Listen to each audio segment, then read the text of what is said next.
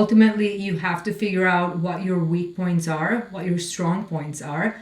Go play on your strong points, enhance them, make them visible, and your weak points, start working on them, start developing them, and get to the point where you feel, even if you don't feel super confident, you can at least fake it.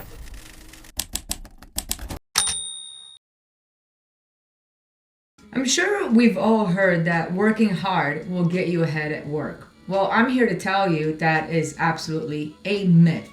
My name's Irina. I've been in leadership roles for about 20 years or so, and today I want to talk about how to get noticed at work so that you can actually get ahead and progress your career. So let's dive right in. So again, going back to the old adage of hard work will get you ahead, just keep working hard and people will notice you and you're gonna get the promotion, you're gonna get the big project, and the answer is that's simply not true. So I'll give you an example. I used to work a few jobs ago. I worked for a company where I had 60 frontline employees reporting to me, and each one of the teams had a manager. So that was 60 frontline employees and 6 managers. That's 66 people working 8 hours a day. I'm also working 8 hours a day. I have projects, I have meetings, I have all kinds of things that I have to deliver in my own role. So do you really think that I knew what these 66 people were doing day in and day out? Do you really think I was able to notice? I'll wait.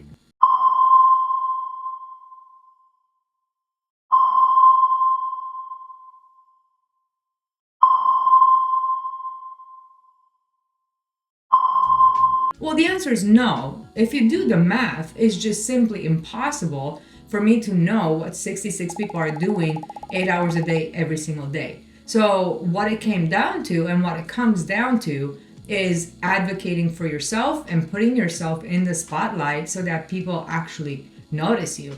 To be clear, it's not that I didn't want to notice people, it's that I simply couldn't. There's just not enough hours in the day. What I did notice though is that those individuals that were really high performers and wanted to progress their careers and wanted to get that project and wanted to move up and be noticed, they advocated for themselves. And what I mean by that is, first off, they were very good performers in their current role. So whatever role they had, let's say they were a frontline agent on the phones and they had certain metrics and KPIs that we were tracking them by and measuring performance by, well, they were consistently performing to standard, to expectation, to goal for months and months on end, which made them a good performer. And so once they could prove that, hey, I'm a player in this particular role, that did get them noticed a little bit, just because we would be looking at reports, of course, on a monthly basis, just to see how we're performing as a department. But they used that to their advantage. They came to the table, they went to their manager and they said, hey, look, I've been a top performer for a very long period of time, let's say 2 quarters, 3 quarters, whatever. I'm interested in now having more responsibilities. Do you have any projects that would be good for me to increase my skill set and get some attention? So that's one way that they advocated for themselves, is they first mastered their current role, and then they went to their manager and had an actual conversation. No one is gonna know that you want to progress your career. No one is going to know that you're interested in other projects unless you tell them. So you can't expect your manager to come to you and say, well, what would you like to do? Would you like to perform in a different role? Would you like to get promoted? What are your goals? You have to go and advocate for yourself. Right? I'm not being facetious. That's just the reality of things. Everybody's very busy and you're not the only person on their team. So you have to start thinking about what is it that will set you apart and get you noticed, and go have a conversation with your manager so that they can start working with you and giving you those additional responsibilities, projects, whatever it is that you're looking to do, to accomplish. So that's one way. Another way really is to, if you notice that there is a need. So let's say again that you are an agent on the phones. And actually I had this happen. I had an agent on the phone that was a very good performer, and she pulled me aside one day and said, hey, can I talk to you? I have some ideas. And she said, my goal in my career is to start getting promoted. I'd like to be a supervisor and eventually a manager and then a director, so on and so forth. I think I have the skill set, and if I don't have it, I'm definitely interested in acquiring that skill set, and that's my goal for my career. But one thing I've noticed, Irina, is that when a position opens for, let's say, a supervisor role, there's very few internal candidates that are already prepared for those roles. So what I would like to do is work with leadership to start putting together a program. It's a career pathing program so that people can start building their skill set and already have the majority of the skills and be prepared for when those opportunities open so that they can go apply and ideally get promoted internally. And I was like, wow, phenomenal idea. I love it. And she called it something like bench warmers or something like that. She was really big into sports. And I think that just was really a sticky title. And so I set up a few meetings with her afterwards just to get more of on the idea of what she's actually trying to accomplish. What does this look like? And we worked together with her and her supervisor as well.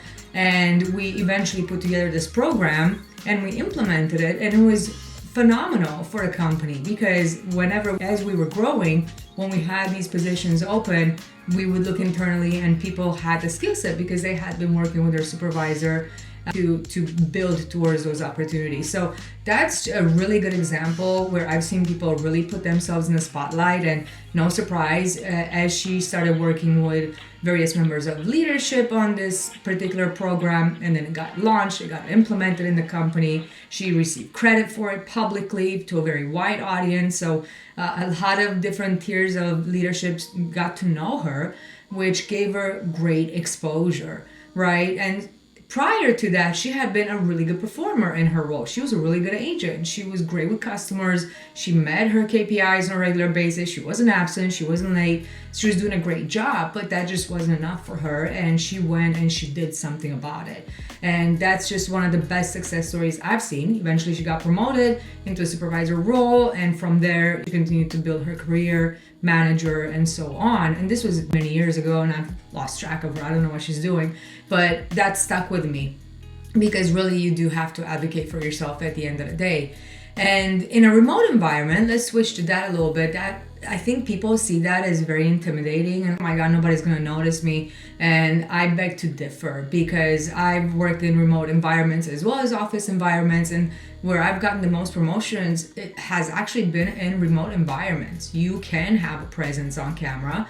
Everything is documented nowadays, and if you're not documenting, you should start. So let's say you're working in a remote environment and you just don't quite know how to get that exposure. Again, go have a conversation with your manager and be very clear about your goals. Be very clear about what you're trying to accomplish. Don't assume this person is just gonna magically know what you're trying to achieve. Once you have that, once you kind of tug on their shirt and say, hey, this is what I want to do, then you hold them accountable. Make some recommendations. I'd like to work on XYZ project. These are the skills that I'm looking to either acquire or continue building. What can you help me with, right? And then you set up that weekly meeting with your manager and you come prepared with a list of items that you'd like to work on, and you really just take the reins. You have to take control of your own success. You can't expect somebody else to do it for you. So this is what I've done in remote roles is I had a presence that really just could not be forgotten. I injected myself into things by being very curious and verbally saying, I'd like to learn more about that. Even if it had nothing to do with my department and my job, I wanted to genuinely understand, how do our departments intersect? How do we impact one another? Can I sit in one of your meetings? I'll just be a fly on the wall just so I can learn a little bit more. What that did was it showed that curiosity. It helped me build relationships with people from other departments throughout the organization. So instead of sitting in my little box and saying, well, I'm doing my job and I'm on camera in the meetings that I need to be in and that's it, I went out on a limb. I connected with people and I said, I'd like to learn more. even if it doesn't apply to me. I'll at least learn more about the organization as a whole and what we're trying to accomplish collectively. And that really went a long way because people started to see my face. They started to recognize me. They knew, oh, there's Irina. She's going to ask another question, right? They saw I was curious. And I quickly became a go-to person. I really learned my job very well. I became a subject matter expert in my own area so that people could always come to me. And I built a huge tribe out of that, which eventually got me to be able to take advantage of various promotions and opportunities in my career. But no one would have known this had I not actually spoken up. And I'll say this, if you're a little more on the shy side, you have to figure out a way to get out of it. When I was young, I was extremely shy, painfully shy. I didn't like the sound of my own voice. I didn't like the way I spoke. I just didn't like things about myself. And I noticed, I would just stay quiet.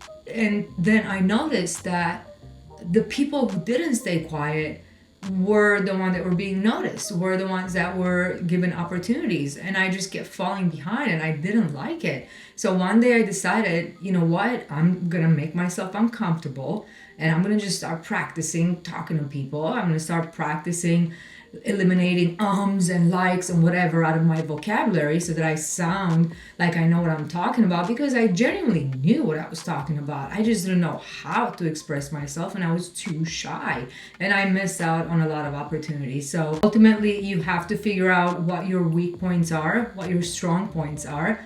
Go play on your strong points, enhance them, make them visible, and your weak points, start working on them, start developing them, and get to the point where you feel, even if you don't feel super confident, you can at least fake it. Because unfortunately, that's just sort of the world we live in. I've seen the loudest people in the room get the promotions, even though they weren't the best candidate, but they had that confidence and they put themselves out there and they got the spotlight and they were willing to do the extra work as well. So that went a long way. So really, that's my advice around putting yourself out there. No one is going to do it for you. No one is responsible for your career and your development, but you are responsible for your own career. Go get it. No one's going to give it to you. We have 8 billion people on this planet and everyone is competing. So what do you think somebody's going to just, oh, hey, here's a silver tray with all the goodies? Like, it's just not going to happen. So go get it. I'd love to hear your insights, your opinions, your experiences, and please comment below. If you like the video, please consider subscribing, and I hope you have a phenomenal day.